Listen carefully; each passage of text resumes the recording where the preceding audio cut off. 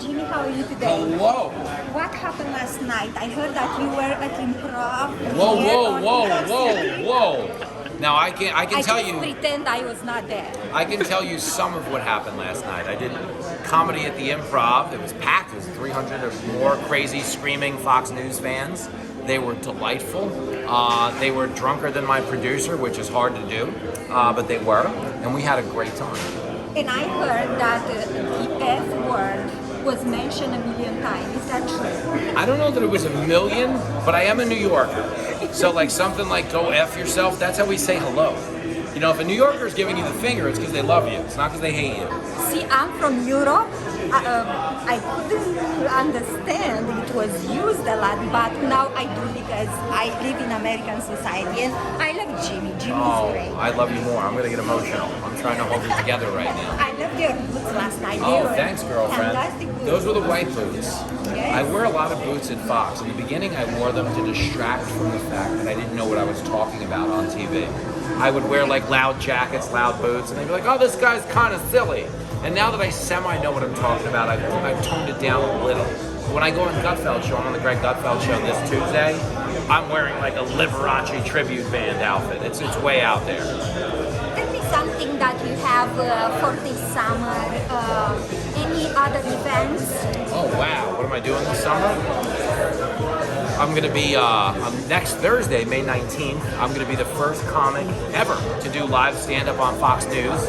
That's Thursday night, May 19th. It's going to be pretty wild. We've had stand-up on Greg's show before on the road in Dallas and Tennessee, but this is going to be the first one in New York in the new studio. I'm the guy that has to break it in, and that's exciting. Comedy on live TV, one joke can end your whole career. Hooray! That's great. You're going to have people invited? Yes. So you'll have the public, and then I'm going on the road with my radio show. We have about 6 weeks on the road this summer. We're going to Idaho Falls, we're going to Dallas, we're going to Utah, we're going to Vermont, we're going to Utica in upstate New York, and then we're going to rehab. Because man, they've been feeding us a lot of drinks at these comedy shows. You know, I love your story. You used to work in New York and be a taxi driver. Sure. And that's great to see you today being someone different and achieving your goals. I tell my story a lot. Yes. Because I want to inspire people that are in a similar position, that feel like there's no way up, there's no way out, that if I can be here less than 5 months removed from driving a taxi, like you could be president. You know, anyone watching this could be anything if I can be whatever the heck it is I am. Jimmy, who do you think will be next president of America? 2024, Kanye West. I mean, that's who I'm supporting. Really? I'm kidding, I'm being silly. I know in Florida the hit pick is Ron DeSantis. If I had to bet my money, all my money in Vegas, I would actually bet on Tim Scott from South Carolina. I don't think Trump wants to run. I think Trump, having been out of the presidency for a year, I think he realizes now the significance of him winning the presidency, and his ego is satiated with the accomplishment. Because no matter what you say about Donald Trump, no matter what they say, he is one of only 46 people in history to have won the presidency, you know, and run for office and won it. You know, I would almost say 45 because Biden didn't really run for office and win it. He won it, but he didn't really run. He was kind of home the whole time. I think Trump's going to stay home. I think DeSantis is a trendy pick now, and I love everything he does. But I think it's like in the NFL, you don't want to be the best team in the league in week 6. You want to be the team that gets hot in week 14, week 15. And I think with the Democrats' obsession with race, I think a guy like Tim Scott is going to have a huge runway as we get closer to 2024 because his story refutes everything they're pushing about race. You know, he's a guy whose grandfather was a sharecropper forced out of school to pick cotton. He became the first black man in the House of Representatives and then the first black man in the Senate, first guy to do both. And it's a wonderful, good American story. It's kind of like my cab driving story, although his is a lot more significant with a lot less drugs involved. I am an immigrant. Get her out of here. I'm kidding. I love you. Go ahead. You know, I came Build by, a wall. I'm kidding. Sorry. I came by airplane. Come on. Okay. They didn't put the red carpet for me. They did not. You did, Someone nice. from Homeland Security got me. I had a lot of papers from the American Embassy in Romania, so I had to give them the papers. They interviewed me for a couple of minutes and then said, goodbye, welcome to America, go ahead and enjoy. But you But made it. Yes, but I made it. And I came to America because I do love America. And what I love is freedom and freedom of speech and peace and all that. What is happening now to America is totally different. Well, And it's important to realize the reason it's happening. They're trying to limit freedom of speech on the Democratic side because they know they can't sell their ideas. So if they have no ideas to compete with, it gives them a much better chance of succeeding at the ballot box. You know, the party that's in favor of censorship is never the good guy. You know, if you look throughout history at who has stifled speech and which governments and which regimes have done it, you know they never went down in history as the good people. The Democrats in this moment, their whole message is we're the good people who are just looking out for you, but they're not the good people. no, it is nothing democratic about that. Nothing at all. And even when they talk about Roe versus Wade being repealed, they say this is the end of democracy. But it's actually the beginning of democracy, because if it gets repealed, it goes back to the states and the people vote. So when they say the people are being silenced, no, the people are being asked to vote on this.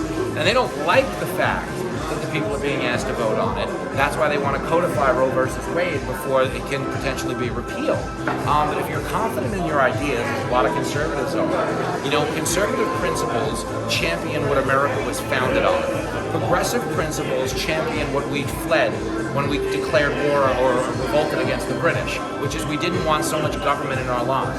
We didn't want so many taxes. You know, we wanted the latitude, life, liberty, and the pursuit of happiness. Right now, you don't really get too far in that pursuit without the Democrats putting a bureaucratic boot on your neck. Wear a mask, get a vaccine, learn remotely, you know, and that's what's happening. And I think you're seeing a natural pushback to that. And I think the Republicans are positioned really well. Hopefully they don't screw it up. Yes. I want to ask you a key question. What is the difference between Joe Biden and Vladimir Putin? Well, I mean, Putin knows where he is most days. He can speak in complete sentences. I mean, that would be the difference. Putin speaks better English, I think is the difference. But, you know, aside from that, Biden, obviously a big mess, and we all know it. But the reason we don't talk about it is because of Kamala Harris. If Joe Biden had any other vice president in the world, we'd be like, all right, this guy's lost his marbles, we got to do something. But as long as his VP is Kamala, Joe Biden could literally be telling people he's Batman. And they are not going to replace him with Robin. I'm just telling you. What do they have in common? For me, I think they both corrupted. Both presidents are corrupted. They both criminals. Yes. The other guy start the war. This guy start the war at the border.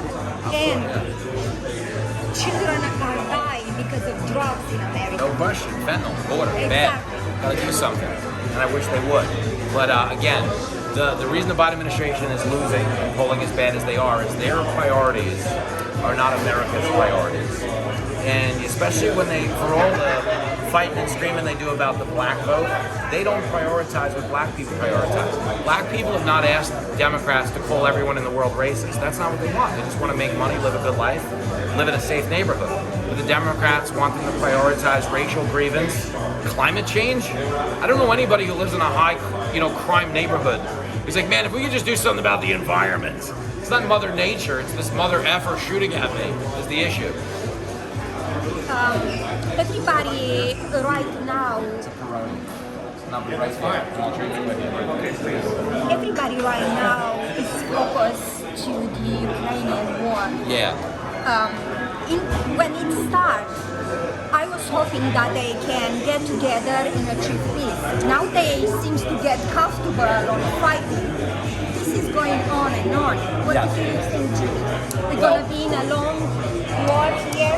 It feels like we are, because Ukraine's doing a lot better than anybody thought they would. Most people thought Putin was going to invade on Wednesday, and we were going to have a Russian flag in Kyiv on a Thursday, and Ukraine, with the help of NATO armaments, have pushed back better than anybody thought they could.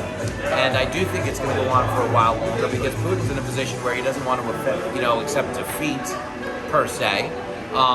He doesn't want to suffer that humiliation on the world stage, so he's trying to maneuver this to a declarable form of victory. If he can, annex the Donbass or something like that, I don't believe it's going to happen.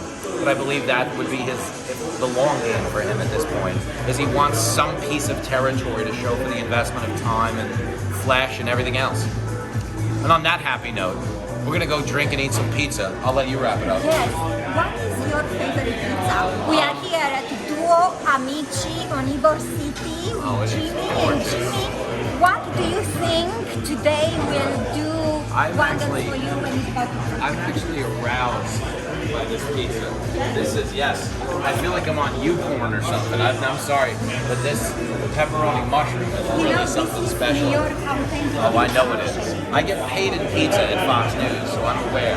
But I'm going to handle this the minute we wrap it up. Okay. Jimmy, thank you for being kind and talking to me. I love talking to you anytime.